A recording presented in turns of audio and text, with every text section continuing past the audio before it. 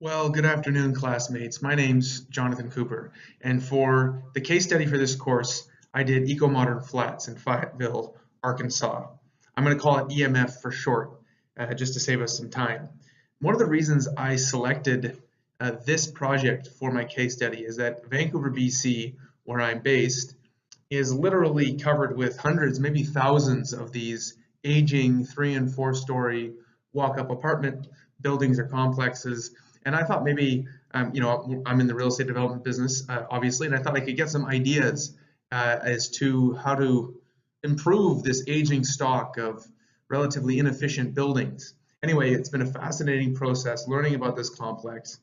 Since we only have, 5 or 6 minutes for this presentation, a few slides, I can't cover everything about eco-modern flats. There were 30 plus different sustainability strategies employed here, but I'd like to touch on some of the core strategies and some of the fundamental approaches that informed this project, specifically the site selection, the adaptive use of the existing structure, and energy conservation, water and power, and its relationship to both ecological and economic sustainability.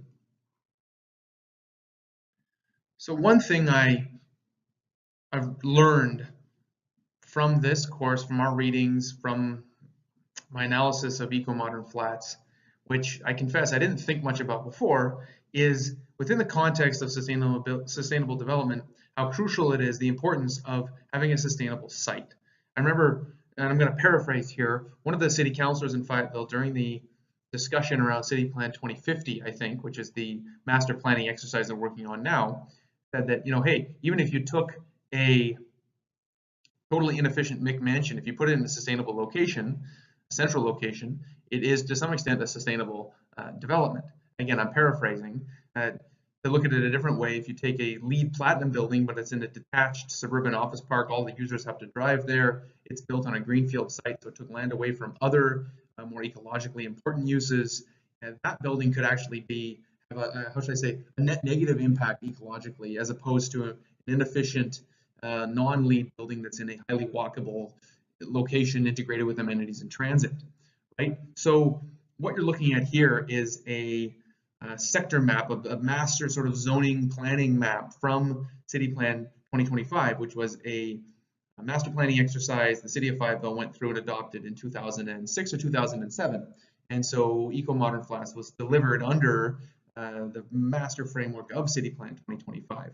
And what I've highlighted there, I'm sorry, I'm not particularly good at formatting, is the downtown infill sector of the plan, and that's where Eco-Modern Flats is located. So the regulator here, or the municipality, played a role in a number of ways, and one of them was in facilitating the selection of a sustainable site, because almost certainly what the developer got from locating in this area, aside from other benefits, is they got greater certainty on their permit and entitlement timelines, which helps them manage that great variable of real estate development, which is time. And it's pretty clear from the literature, in addition to time, they probably got discounted permit fees because City Plan 2025 had that incentive for encouraging infill development. So this is in many ways, highly sustainable development. It was, highly sustainable site. It was delivered under LEED 2009, which does give a point, at least, for a sustainable site selection. And EMF is within 1 mile of the library, the University of Arkansas, the trail network, many other amenities, yoga studios, shopping, so you name it. So this is a walkable site in a relatively dense urban location. So, and again, amongst other things, that's the foundation on which EMF can become and develop into a truly sustainable development, and that is its sustainable site location. This is the pre-existing Glendale apartment complex. I pulled this out of an article, a scholarly article from the Journal of Green Building. So sorry, it's a bit of a grainy black and white photo, but I think it gives you an idea of what they had to work with. So on the foundation of a sustainable site, Specialized, the developer here, I guess, enhanced the sustainability of the project through adaptive reuse of the existing structure, right? So what they did is they reused the precast concrete skeleton or structure or shell, if you will, of Glendale Apartments for EMF.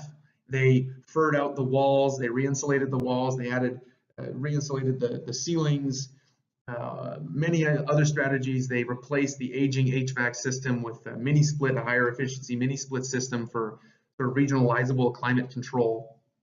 But because they didn't demolish and rebuild from the ground up, they averted or prevented significant waste and significant embodied energy that would have been entailed in a total building demolition and rebuild. So we've talked about a sustainable site, a sustainable design and construction approach. How does this all work out from a standpoint of economic sustainability, which I believed before I started this course, and I still believe now is a crucial part of the overall discussion. Well, as I said, I'm not very good at formatting, so what I've done here is just giving you a really important top line number. I mentioned the retrofitting of the building envelope at Eco-Modern Flats with the soy-based foam insulation, the ceiling, Energy Star windows. They installed a stormwater capture system on the roof, and including those kind of trademark galvanized steel cylinders. You see, I have a picture of one later that dominate kind of two ends of the site, and they use the water captured from this system for the site irrigation. Because of the improved HVAC system and the improved insulation, they didn't have to sort of run the sprinklers on the roofs all summer, which they had to do before in the old Glendale apartments, because the air conditioning didn't work properly and the buildings got so hot as to be almost uninhabitable. Through all of these measures, post-completion, they realized a 50% savings in energy and water utility costs. Hard to exactly estimate the quantum of those savings, but it's definitely in the thousands of dollars per month, and the project is centrally metered, so the developer will really easily be able to keep tabs on how these green systems are tangibly returning to the bottom line through cost savings in their utilities. And related to that, it's interesting, if you read the case study literature, they had a bit of a hard time getting financing for this project. Specifically, some of the appraisers were skeptical of their rent projections. And part of that's because, I guess, if you're the first LEED certified, or you're trying to be the first LEED certified building in a given area, you're using 30 plus green strategies, many of which are probably quite novel for the industry in that area in general, and certainly maybe for the bankers who are going to try to finance these projects. There was some level of discomfort. Some things were probably unknown, and so 2 years post completion, EMF is realizing per square foot rents that are 113 to 140%, they report, higher than their pro forma. So certainly the investment made in a sustainable community and in those sustainable systems is paying off in terms of energy savings and cost savings on the operating side. It's also paying off in terms of rental rates.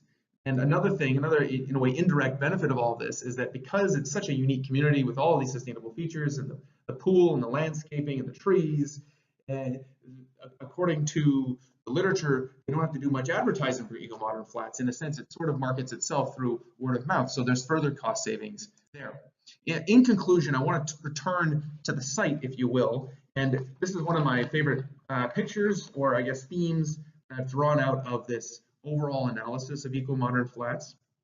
If you look at this picture here, it's one of the main ingress points. You'll see that the site is surrounded by trees, and this is a pre-existing condition which lends itself to ecological and biophilic design, right? So more so than the pool or the the landscaping, which uses native vegetation, you have these beautiful old trees surrounding Eco-Modern Flats, and this enables this visual connection to nature, which is good for, as our literature, our readings of this course have clearly pointed out, this is, it's so obvious, isn't it? This is good for our psychological and sort of our communal well-being. And by maintaining these trees in conjunction with the existing structure of the building, maintaining these trees around the buildings, this lends itself to a sustainable community, which has sort of tangible benefits for the environment, for ecology, but also for the health and well-being of the tenants. And this is reflected in the above market rents, which I mentioned. It's also reflected in low turnover, in the fact that I think now if you check the website, there's only 1 or 2 units available. So really it's structurally fully occupied.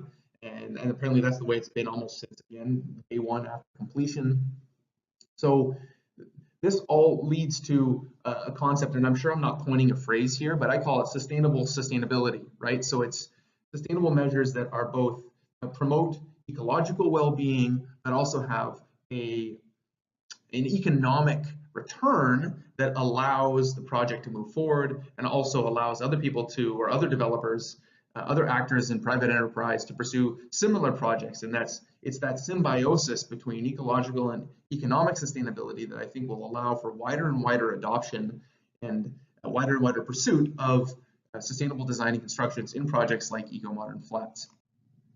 In conclusion, here's one of my favorite photos from the EMF website. This is from the blog, actually, from on the project's own website. And what it shows is it shows that culvert as the galvanized steel culvert, which was locally sourced, locally manufactured, I understand.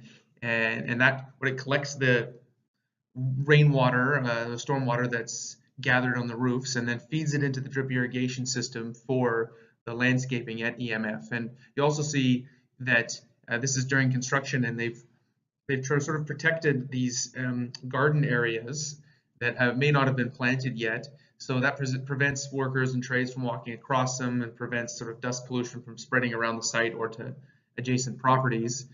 I think although it looks like the fence on the right there needs to be repaired, it's just another example of the way in which they tried to pursue sustainable construction as they went through the extensive gut-out sort of rehabilitation at EMF. Well, thank you so much for listening to this presentation. I look forward to seeing your presentations. It's been awesome interacting with all of you throughout this course. And my email address is there should you like to get in touch. Thanks again.